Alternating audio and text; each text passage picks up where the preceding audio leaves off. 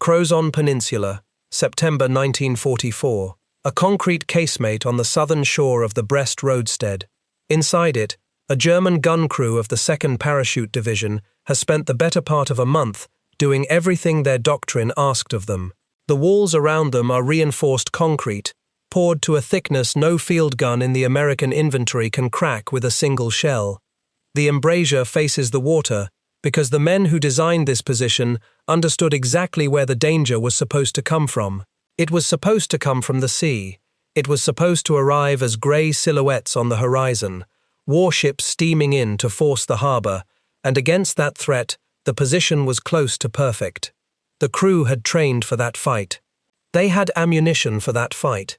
What they did not have was any answer for what actually happened to them, which was that the war walked up behind them on foot, across their own countryside, and took the position apart from the landward side 1 metre at a time. By the time it was over, the men in that casemate were prisoners, and their commanding general was signing a surrender on a peninsula he had fled to across the harbour in the dark. When American officers questioned the survivors of the Brest garrison that autumn, a strange note kept surfacing in the reports. These were not beaten amateurs. They were among the finest defensive troops Germany still possessed, dug into some of the strongest fortifications on the entire Atlantic coast, and yet what they described again and again was a sense of having been dismantled rather than defeated. Their walls had held, their guns had fired, and it had not mattered. The fortress had done its job, and they had lost anyway. That is the puzzle worth sitting with. Brest was not weakly defended. It was one of the most heavily fortified places the Germans held in all of France, layered with old stone forts and new concrete bunkers, ringed with minefields and anti-tank ditches, garrisoned by paratroopers who were fanatics in the most literal military sense. On paper, it should have cost the Americans a slaughter to take it, or it should not have fallen at all before the war ended elsewhere. And here is the sharper edge of the puzzle. Some of those same fortifications, when they were attacked in one particular way, stopped the Americans cold and forced them to back off entirely. The walls worked. Then, a few days later, and a few hundred meters away, walls of the same kind were opened like tin, and their defenders were marched out with their hands on their heads. Same fortress, same defenders, same attackers. Two completely different outcomes. So why did the fortifications of Brest hold in one place and collapse in another, when nothing about the stone or the concrete or the men behind it had changed? The answer is not that the Americans found sharper eyes or braver infantry on the days the walls fell. It is not that the German engineering was secretly shoddy where it failed. The stone was just as thick, the concrete just as deep. The answer has almost nothing to do with the walls at all. It has to do with a question that a handful of American commanders had started asking about fixed fortifications, a question the men who built Brest across 2.5 centuries had never been forced to answer, because until the late summer of 1944, nobody had ever attacked their walls in quite this way. To understand why the fortress failed, you first have to understand how genuinely formidable it was, because that is the part of this story that is easiest to underestimate. Brest sits at the far western tip of Brittany, on a deep, sheltered, landlocked harbour that opens to the Atlantic through a single narrow channel. For the French Navy, it had been a first-rank naval base for centuries, and that is the whole reason it was fortified in the first place. In the 1600s, the military engineer Sébastien Leprestre de Vauban, the man whose name became a byword for the art of fortification in Europe, reworked and completed the defences guarding the mouth of the river Penfeld, where it cut through the town. There had been a stronghold on that rock since Roman times and a medieval castle after it, but it was Vauban who gave the place the scientific geometry that made it famous. Those ramparts were not decorative. In places they rose 35 feet high and ran 15 feet thick, fronted by a moat, built of masonry backed with packed earth. Before the war, the grassed slopes of those old walls had been a place where families in Brest took their Sunday walks. Underneath the grass, the geometry Vauban had perfected was still there. It was not a matter of building the tallest or thickest wall possible. It was a science of angles. The walls were laid out in a pattern of projecting points, so that any attacker who reached the base of one wall would find himself caught in fire coming from another wall off to the side, with no blind spot in which to shelter. The moat forced him down into the open. The low, thick, earth-backed profile of the ramparts meant that a cannonball striking them buried itself in packed earth rather than shattering brittle stone. The whole point of that 17th-century design was to make the ground in front of the walls a killing zone, to expose the attacker from every angle at once, and to make the walls themselves too solid to batter down with the solid iron cannonballs of the age. It was, in its own century, close to the state of the art, and it had been good enough to keep Brest secure for the better part of 300 years. Over the following centuries, the French added to the ring. In the 1770s and 1780s, under King Louis XVI, they built a belt of outlying forts on the high ground around the town, stoneworks with earth-filled ramparts and dry moats, designed to keep an enemy's artillery too far back to bombard the naval base directly. Fort Montbarret was one of these, raised between 1777 and 1784. Fort Querenroux was another. These were not the crumbling ruins the names might suggest. They were massive earth and masonry structures, their walls in some accounts as much as 40 feet thick at the base, surrounded by dry ditches around 50 feet across, and they sat on exactly the pieces of ground that dominated the western approaches to the city. An attacker coming from that direction could not simply drive past them. He had to take them, and they had been sited by professionals specifically to make taking them expensive. Then, in the 1940s, the Germans added a third layer, and this one belonged to a different century entirely. After France fell in 1940, the whole Atlantic coast of France dropped into German hands, and that changed the geography of the war at sea. Suddenly, the German Navy had bases facing straight out into the Atlantic, hundreds of miles closer to the shipping lanes than any port in Germany. Brest, at the very tip of Brittany, was among the most valuable of them. It became one of the most important bases in Germany's Atlantic War, a lair for surface raiders, and above all, for U-boats. To shelter those submarines from Allied bombing, the Germans poured one of the largest reinforced concrete structures of the entire war, a submarine bunker more than 1,000 feet long and over 600 feet deep, with a roof in places more than 20 feet thick. Inside it, 20 U-boats could sit in individual pens, safe under a slab of concrete that no bomb in the Allied arsenal in 1941 or 1942 could reliably penetrate. Around the harbour and along the peninsulas that flanked it, the Germans built the coastal fortifications of the Atlantic Wall. Concrete casemates, gun positions, flak batteries that could fire at aircraft, or, when the barrels were depressed, at men on the ground. Out on the Le Conquet Peninsula to the west, they installed a battery of heavy naval guns of 280mm caliber, the position the Germans called the Graf Spee battery, its guns brought from a coastal defense position on a North Sea island, able to reach a target well over 20 kilometers out to sea. Layer all three eras on top of one another, and you get a sense of what the Americans were actually looking at. 17th century ramparts, 18th century forts, 20th century concrete, minefields sown between them, in some cases using buried naval shells of 300 pounds rigged with pressure igniters, so that a man or a vehicle passing over one would set off a charge meant to sink a ship. Anti-tank ditches, interlocking fields of fire refined by military engineers across more than 250 years. This was not a position that had been thrown together in a panic.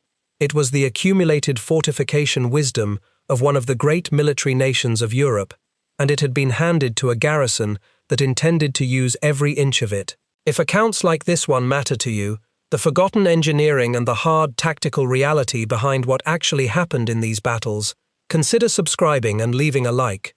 It genuinely helps this kind of detailed history reach more people who care about getting it right. The man placed in command of that garrison was General Hermann Bernhard Ramke, and his presence tells you how seriously the German High Command took the place. He took over as fortress commander in the middle of August, when the base commander who had held the post before him was moved down to become his chief of staff. Ramke was a paratroop general who had come up the hard way, a man who had served as an enlisted sailor and soldier in the First World War before earning a commission, and who had made his name in the airborne assault on Crete in 1941 and in the desert fighting in North Africa under Rommel. By reputation, he was one of the most aggressive and politically committed officers in the German airborne arm, an ardent National Socialist, and by the assessment of more than one historian who studied him, a genuine fanatic. He was exactly the kind of officer Adolf Hitler wanted, holding a place that had been designated a fortress, because that word carried a specific and deadly meaning by the summer of 1944.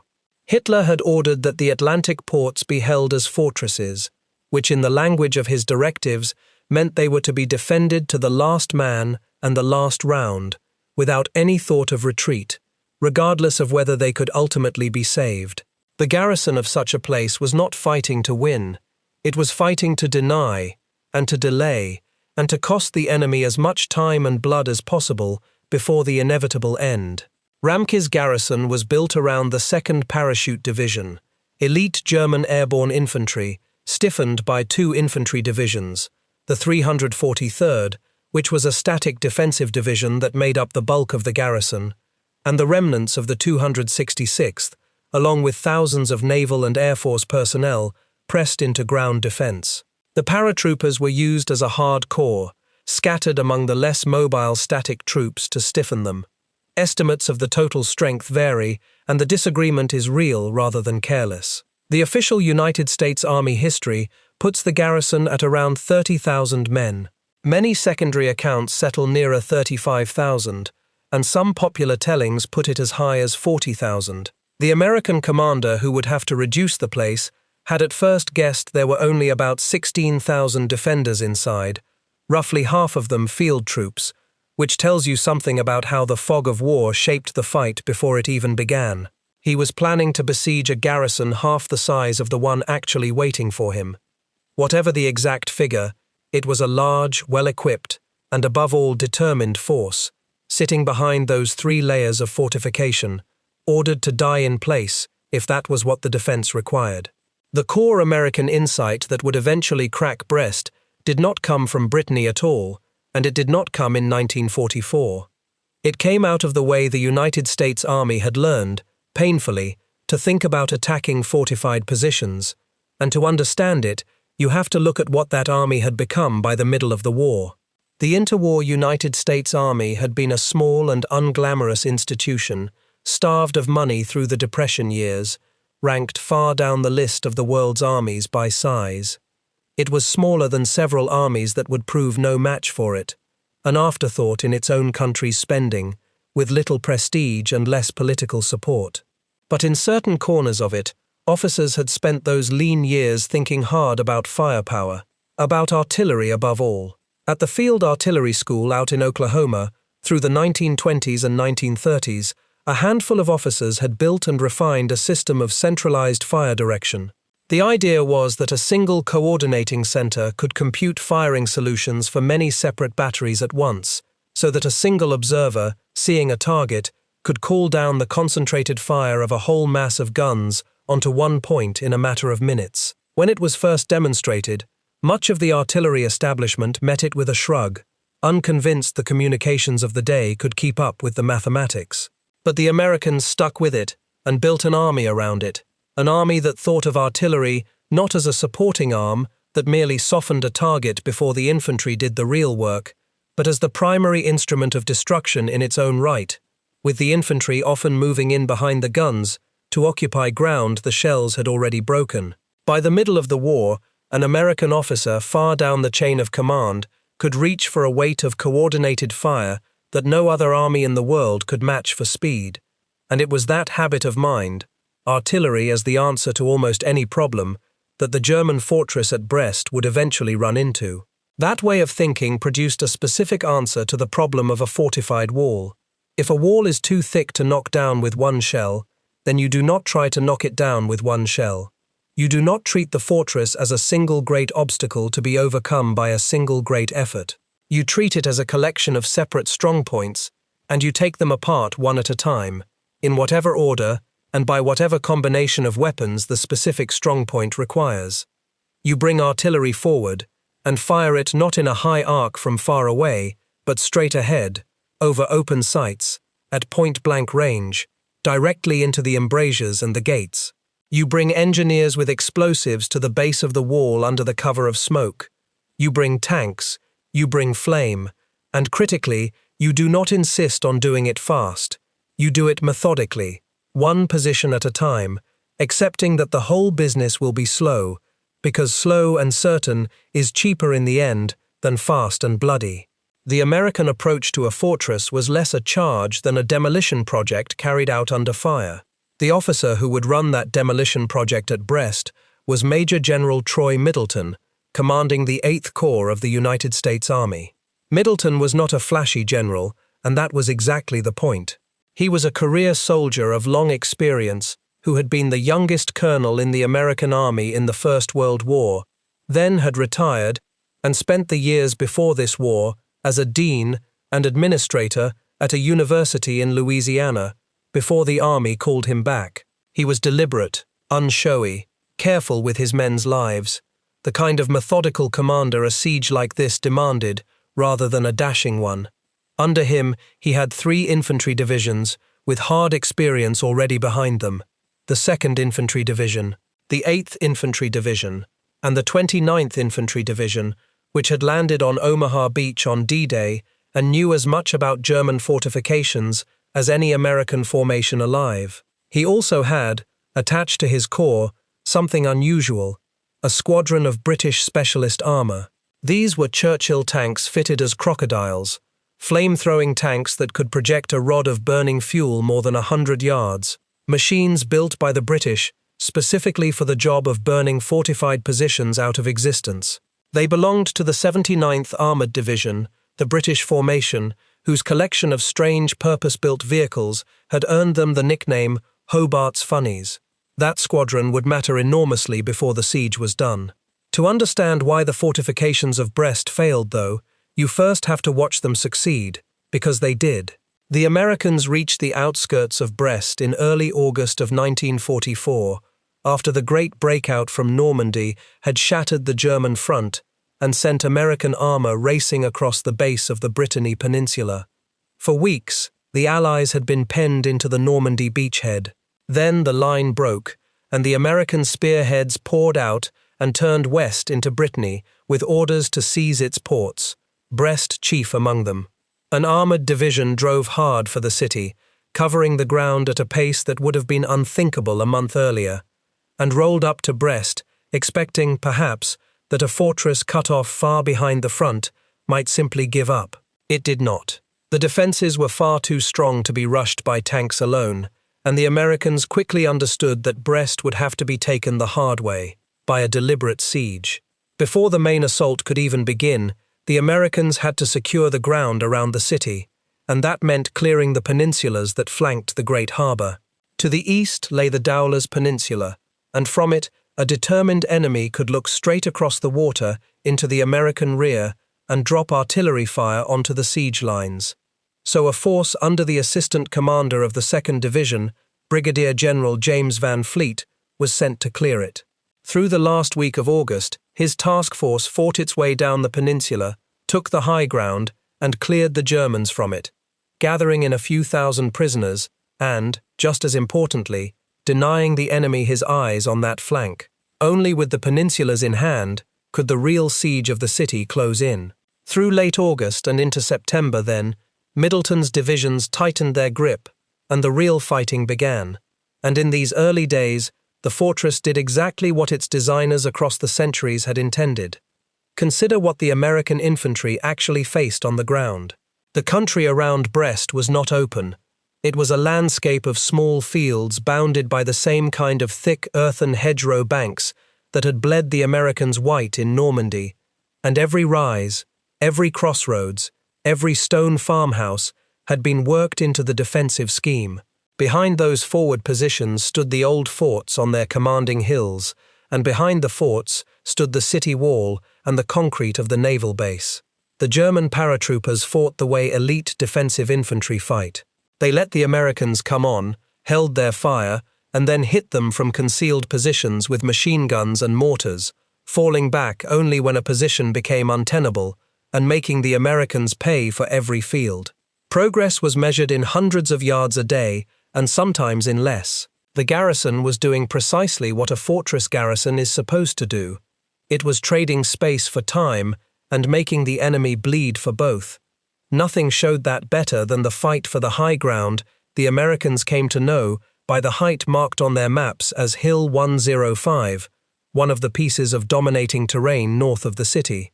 Whoever held it could see across the German defenses and direct fire from it, and so it had to be taken, and the paratroopers holding it understood its value as well as the Americans did. The 2nd Infantry Division fought for that hill through the opening days of September, and taking it was neither quick nor cheap. Ground would be won in daylight and then contested again after dark, the Germans counterattacking to claw back what they had lost, so that the same few hundred yards had to be paid for more than once. This was the texture of the whole battle in miniature. Not a single grand breakthrough, but a succession of murderous small fights for individual hills and hedgerows and stone buildings, each one defended by men who intended to make the Americans earn it. And it is worth being clear about who those defenders were, because it bears directly on why the fortress held as long as it did. The core of the garrison were paratroopers, some of the most highly trained and aggressive infantry Germany produced, men who did not break easily, and who had been told there was no line of retreat behind them. A garrison of second-rate troops behind those same walls might have folded in a week. These men turned every field into a small siege of its own, and it was against that quality of defender, not against empty fortifications, that the American method had to prove itself.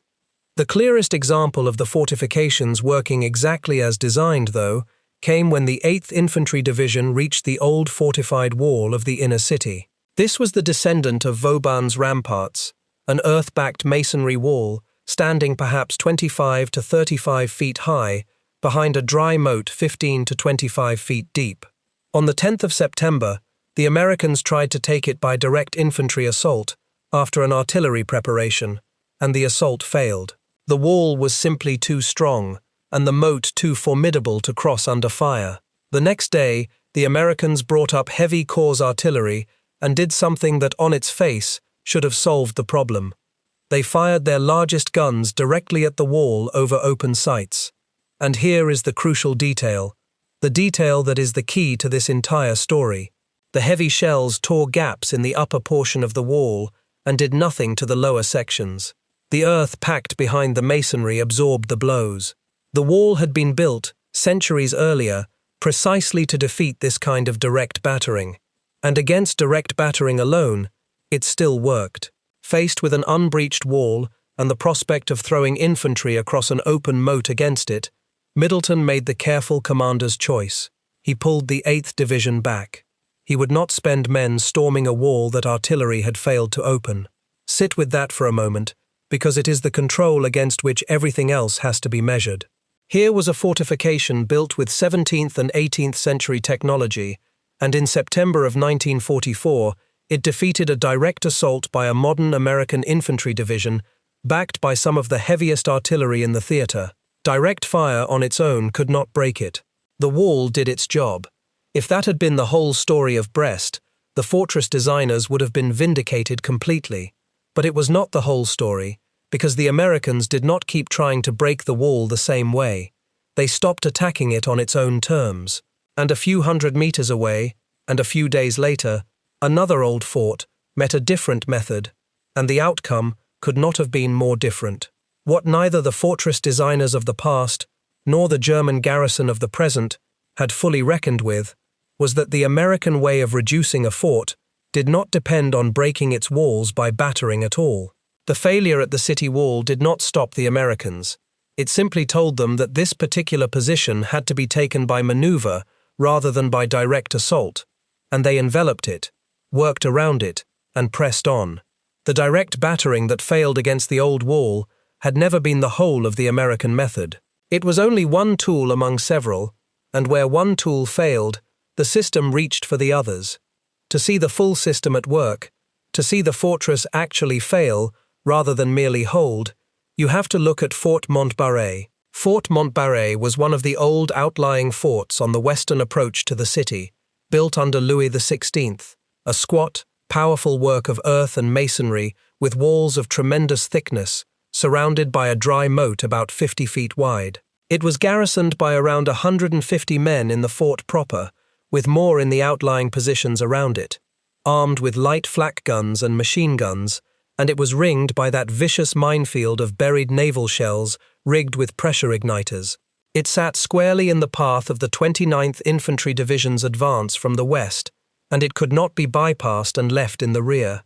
It had to be taken, and the engineer officer of Middleton's corps, a colonel who understood exactly how strong these old forts were, had already concluded that taking a place like Montbarret by infantry assault alone would be a bloodbath.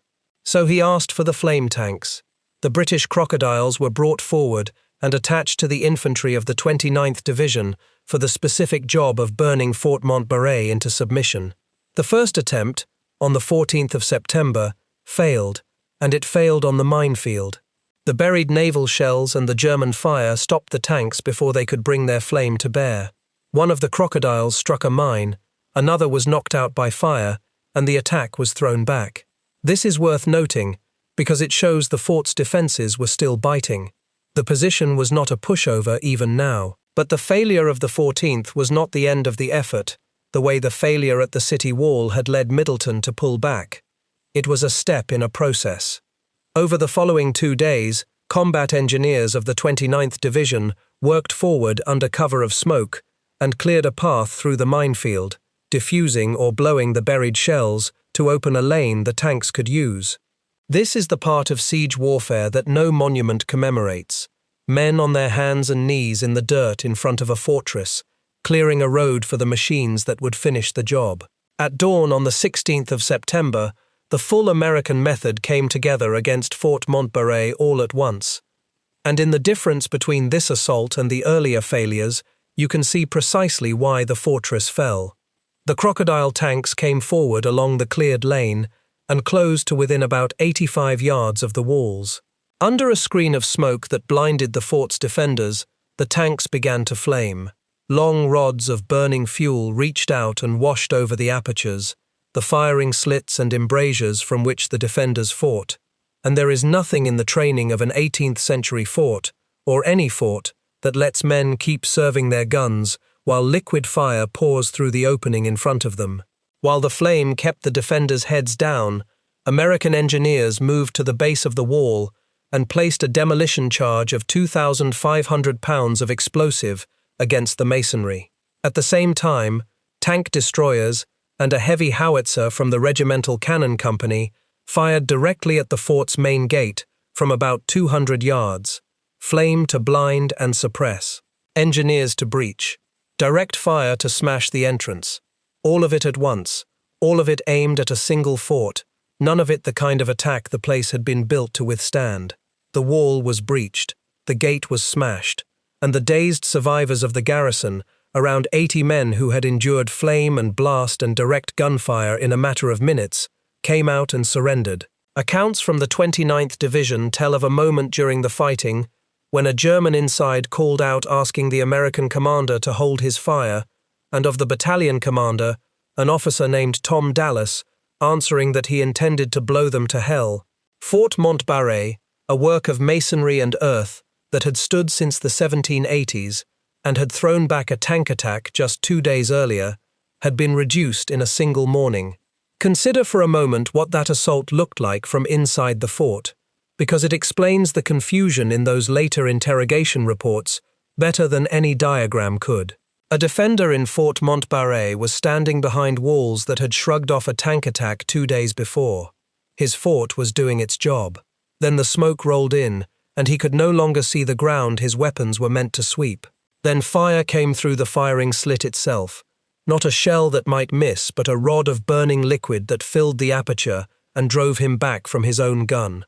While he was blind and driven back, he could not know that engineers were stacking explosive against the base of his wall, or that a heavy gun was firing point blank at the gate. He experienced the fall of the fort as a sequence of separate catastrophes arriving faster than he could respond to any one of them, and then it was over.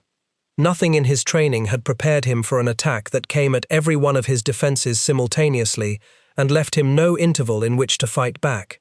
Now put the two episodes side by side, because together they explain everything. At the old city wall, the Americans attacked with infantry and with direct artillery fire, and the wall defeated them, and they withdrew. At Fort Montbarret, the Americans attacked with flame and smoke and engineers and demolition charges, and direct fire all combined, and the fort fell in a morning. The walls at Montbarret were not thinner than the city wall. The garrison was not weaker in spirit. What changed was the method. The fortifications of Brest had been designed, across every one of their centuries, to defeat a particular kind of attack, an enemy trying to batter or storm his way through the wall itself. Against that, the walls held, as they had held for 250 years. But the American method did not try to defeat the wall on the wall's own terms. It blinded the defenders with smoke, burned them out of their firing positions with flame, walked engineers up to the stone under that cover, and blew the wall open from its base, while heavy guns destroyed the gate. The fort had no answer to that, because no fort had ever been designed with that combination in mind. The genius of the old fortress was aimed at a threat the Americans simply refused to present. The same divergence played out across the whole siege in different forms. Fort Kerenru, another of the old works, fell to the 29th Division on the 13th of September through a similar combination of overwhelming supporting fire and infantry assault, an attack opened by a sergeant whose one-man rush on a German position earned him a posthumous Medal of Honor and cracked the approach for the men behind him. Position after position was isolated, saturated with fire, and reduced by whatever mixture of flame, explosive, and direct gunnery the specific strongpoint demanded. This was slow, close, methodical work, done by small teams that had learned to fight as a combined machine. Infantry to pin the defenders and cover the approaches, a tank or a tank destroyer to put direct fire into an aperture, engineers to blow an obstacle or breach a wall, machine guns to comb a hedgerow or a tree line before a single rifleman stepped into the open. Each strongpoint was studied, surrounded, and then taken down by the particular combination of tools that its particular strength invited. And once it fell, the teams moved to the next one and did it again. The whole battle became, in the words of the official history, a series of actions against roughly 75 separate strongpoints. That phrase is the key to the American approach. The Germans had built a fortress. The Americans refused to fight it as a fortress. They fought it as 75 separate problems, each one solved in turn, and a fortress taken apart strongpoint by strongpoint is a fortress that cannot bring its interlocking strength to bear. Each work was designed to be supported by its neighbors, but when the neighbors were being methodically silenced one by one, that mutual support unraveled. The official historians would later describe the old forts of Brest as pivots of resistance rather than bastions of a line, and that distinction matters. They were strong points to fight around, not an unbroken barrier, and a determined attacker willing to take them one at a time could do exactly that. Behind the assault on the forts stood the weight of American artillery, and it was enormous. Middleton's corps was supported by roughly 18 battalions of corps artillery, and counting the divisional guns and the tank destroyers, the total ran to more than 30 battalions of tubes. The guns included 155mm pieces, the long-barreled guns the Americans called Long Toms, along with 8-inch howitzers and 8-inch guns, and the massive 240mm howitzer, the heaviest mobile artillery piece the Americans fielded, throwing a shell of some 360 pounds, a weapon they had brought up all the way from the fighting in Italy.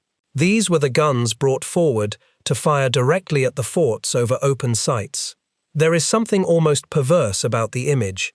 A 240mm howitzer, a piece designed to lob its enormous shell in a high arc onto a target miles away, instead hauled to the front and aimed flat and straight at a wall a few hundred yards off, like an oversized rifle. But that was the logic of the whole American approach. If the high arcing shell could not reliably break the earth-backed wall, then you brought the muzzle close and drove the shell straight into the stone at the weakest point you could find, the gate or the embrasure, and you kept doing it. and the American command was entirely willing to state the underlying principle without dressing it up. When a wall was too strong to storm, you brought the heaviest possible weight of fire directly against it, and you kept working the position with every weapon you had until it broke. There was a broader habit of mind underneath this, one the Americans carried into every fight of the campaign. They did not wait to confirm exactly where the enemy was before opening fire. When a hedgerow or a tree line or a stone building might hold a German position, they raked it with fire on the assumption that it did, forcing the concealed defender either to stay silent and be overrun or to reveal himself by shooting back. For a German soldier trained to believe that a well-hidden, well-protected position was a safe one, this was a disorienting way to be attacked. His concealment was not the shield it had always been, because the Americans were not trying to spot him before they fired. They were firing first and letting the terrain give up whoever was hiding in it. There was one serious constraint on all this, and it shaped the tempo of the whole battle.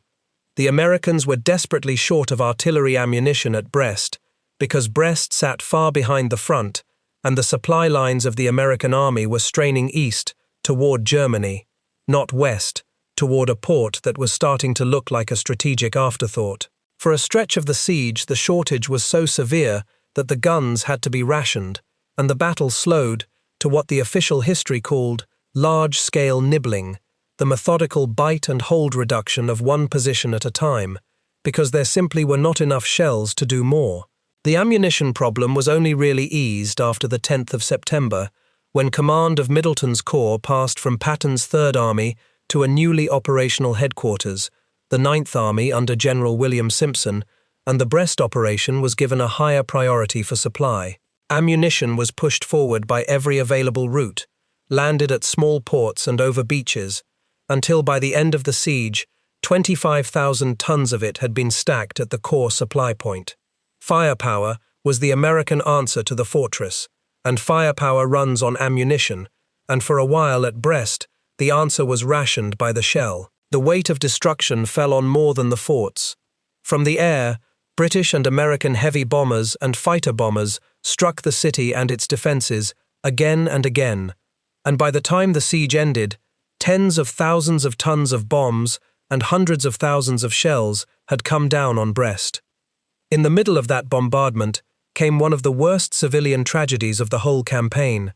Beneath the streets of the city ran an old fortified tunnel, the Sadi Carnot shelter, and both French civilians and German troops were sheltering inside it, separated only by a partition, with the Germans storing fuel and ammunition in their half, in violation of every rule about protecting civilians. On the night of the 8th to the 9th of September, that store went up. The tunnel became, in effect, the barrel of a gun.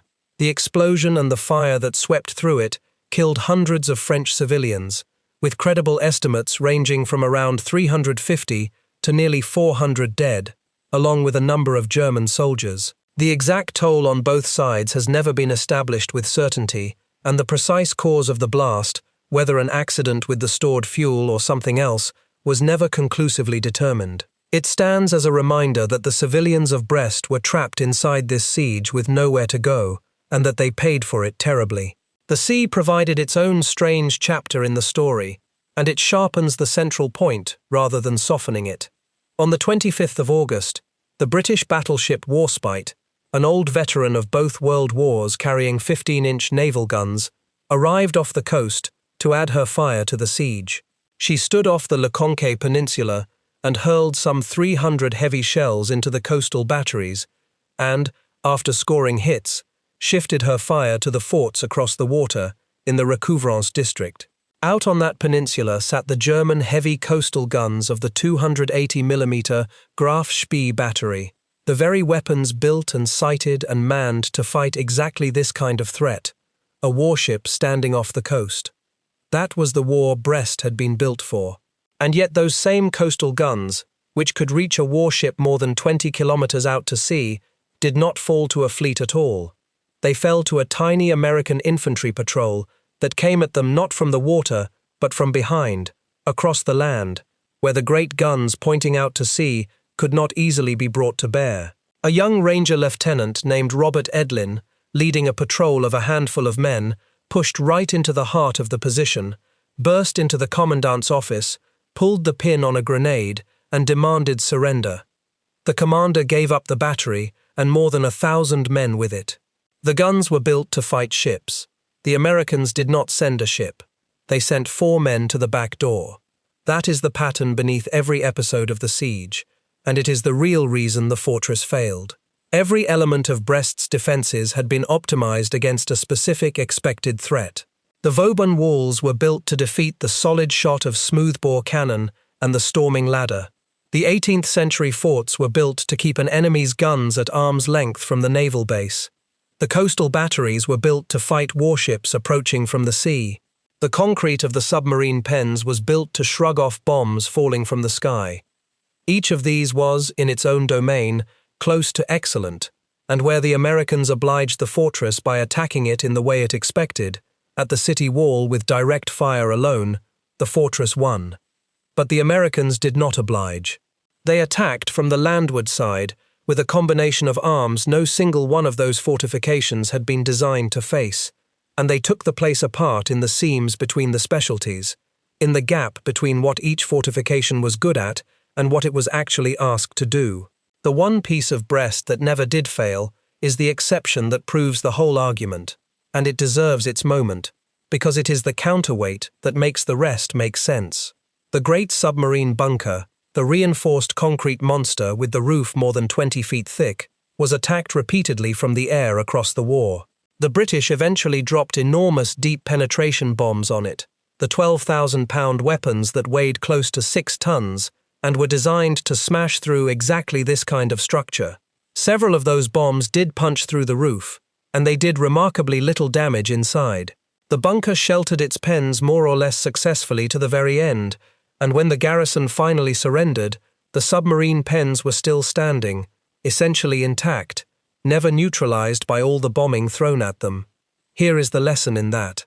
The submarine bunker was a 20th century structure built against a 20th century threat, aerial bombing, and against that threat, the threat it was actually designed for, it held. The old forts were structures of earlier centuries built against the threats of earlier centuries, and when they met a 20th century combined arms assault their designers could never have imagined, they failed. Concrete facing the danger it was built for survived. Masonry facing a danger it was never built for, did not.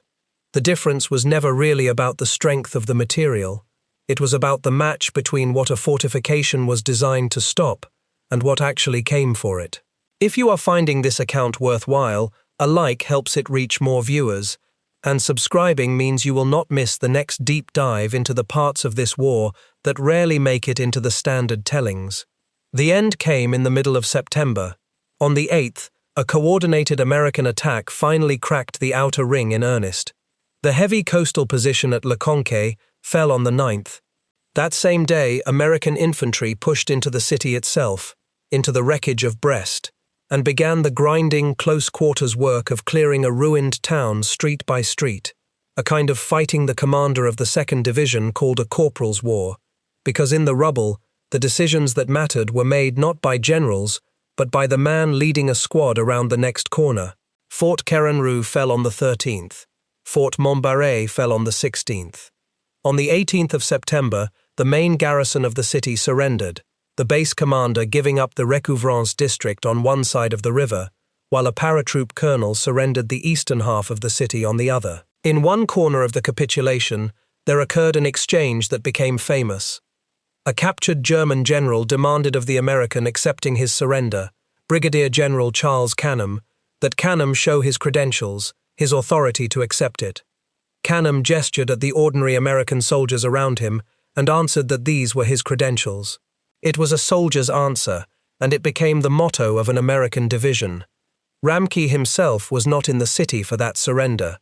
He had slipped across the harbor to the Crozon Peninsula with a group of diehards to hold out a little longer, and it was there, on the 19th of September, that he finally gave up the fight. By his own later account, he fired the last shell from his last 75mm assault gun before he surrendered, a final gesture from a man who had been ordered to fight to the end and who wanted it known that he had. The last outposts on the peninsulas, laid down their arms in the days that followed. Festung Brest, the fortress of Brest, had fallen. Now weigh what the victory had actually cost, and what it was worth, because this is where the story turns from tactics to something harder. The reduction of Brest cost the United States Army 9,831 casualties.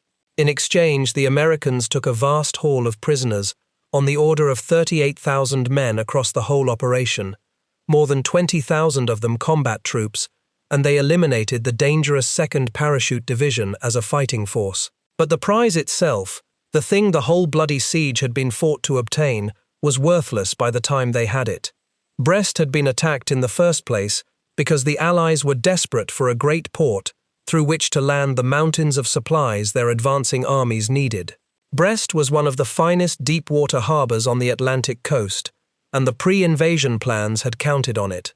But the Germans, holding it as a fortress, had spent their weeks of resistance not only bleeding the Americans, but systematically wrecking the port.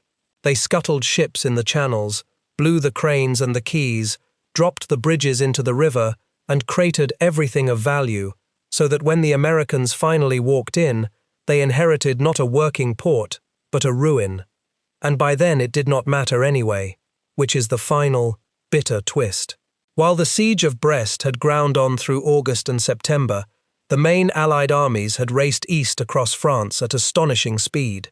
The front was now hundreds of miles away, closing on the German border, and the whole logistical picture had changed. On the 4th of September, 2 weeks before Brest fell, the Allies had captured the great Belgian port of Antwerp, with its harbour almost undamaged, a port far larger than Brest, and infinitely closer to where the fighting now was. The strategic reason to take Brest had already evaporated before the fortress even surrendered. The city of Brest itself, one of the historic towns of Brittany, was left in ruins, by most accounts something like 3/4 destroyed, and by some closer to 9/10, a wasteland of rubble where a French naval town had stood. Historians have argued ever since about whether Brest should have been attacked at all, whether it might have been contained and left to wither like the other fortress ports further down the coast. Lorient and Saint-Nazaire, the great U-boat bases to the south, were never stormed. The Allies simply threw a loose ring around each of them and left the German garrisons to sit, cut off and useless, until they finally surrendered at the very end of the war, in May of 1945. That was the alternative, and the question is, why Brest did not receive the same treatment? There are honest arguments on both sides. The planners had committed to taking Brest before its uselessness became clear, back when every deep-water port on the Atlantic coast still looked essential. There was real value in destroying the 2nd Parachute Division, one of the best formations the Germans had left in the West, rather than leaving it loose and dangerous in the Allied rear. And the American commanders themselves felt, in the words attributed to them afterward, that once their army had set its hand to the plough, it could not be seen to let go, that to besiege a fortress and then walk away would send a message they were unwilling to send. Against all of that stands the simple arithmetic of the outcome, and even the American Army's own official historians, looking back, called it bitterly ironic.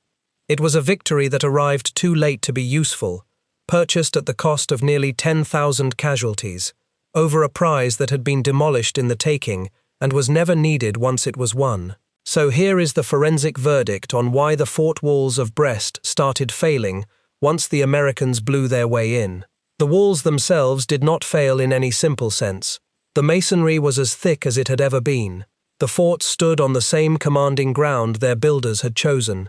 Where the Americans attacked them in the way they had been built to resist, with direct fire and frontal assault, they held, and the failure at the old city wall proves it beyond argument. What failed was not the stone. What failed was the theory of defense the stone had been shaped to serve. Every fortification at Brest embodied an assumption about where the danger would come from and what form it would take. Vauban's walls assumed solid shot and storming parties. The old forts assumed an enemy who had to keep his guns at a distance. The coastal batteries assumed warships from the sea. The submarine pens assumed bombers from the sky. Each was a brilliant solution to the problem its designers had actually posed. The American army at Brest simply declined to pose any of those problems. That is a different thing from saying the Americans were better soldiers than the Germans, or that American engineering was superior to French and German engineering. It was not a contest of quality within a shared discipline. It was a mismatch of disciplines. Ramke's men fought a superb defensive battle by the logic of fortress warfare, trading ground for time and making the enemy pay in blood for every field and every fort, and by that logic they did very nearly everything right. Their misfortune was that fortress warfare, the whole centuries-old idea of a strong place that stops an enemy by the sheer strength of its walls, had quietly stopped being the game that was actually being played. The Americans were not trying to be stopped by the walls. They were treating each wall as a temporary engineering problem to be dissolved with the right combination of tools, and a wall that can be dissolved on a schedule has stopped being a fortress in any meaningful sense. It has become a building that takes a known number of days to remove. There is a reason this matters beyond Brest, and it points forward rather than back. What happened on the Crozon Peninsula and at Fort Montbarret was an early, brutal demonstration that the age of the fixed fortress was closing. For thousands of years, the strong, high wall had been one of the central facts of war, a thing that could stop an army in its tracks and change the course of campaigns. At Brest, that fact quietly expired, not because walls had become weak, but because a modern army had learned to bring so many different kinds of destruction to bear at once, flame and high explosive, and massed direct fire, and engineers with charges, that no static wall could be strong against all of them at the same time. The fortress had been beaten not by a bigger battering ram, but by a way of thinking that treated the wall as almost irrelevant. The men who had built and manned those defenses died or surrendered inside an idea that no longer described their world. Their training told them that a well-built fortification, properly manned and supplied, could stop or badly delay any attacker, and for most of recorded history that had been true. It was still true against the right kind of attack, which is exactly what made the defeat so disorienting to the survivors in the interrogation reports. They had not been overwhelmed by hopeless odds. They had not been outfought man for man. They had built and defended some of the finest fortifications on the coast, and watched an enemy take those fortifications apart while barely acknowledging the walls were there at all. The stone held exactly as long as the old rules held. The Americans changed the rules, and the stone, still standing, still thick, still faithful to everything its designers had ever promised, simply stopped being enough.